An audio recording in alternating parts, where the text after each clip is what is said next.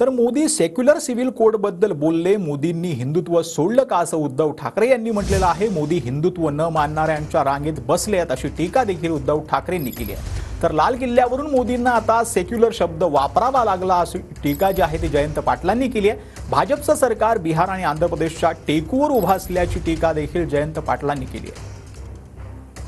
काल मोदीजी तुम्ही जे बोललात की सेक्युलर संविधान, सेक्युलर नागरिक संहिता, म्हणजे तुम्ही काय हिंदुत्व सोडलं?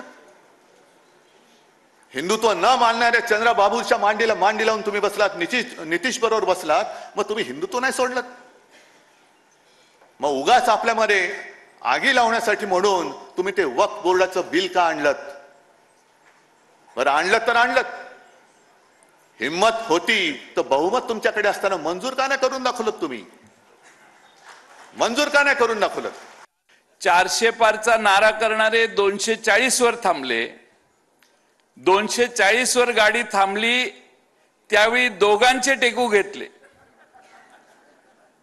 आणि एक बिहारचा टेकू आणि एक तिकडे आंध्र प्रदेशचा टेकू, दोघं एवढी पलटी मारण्यात भाद्दर आहेत की यांचं दिल्लीचं सरकार कधी खाली येईल याचा नेम नाही.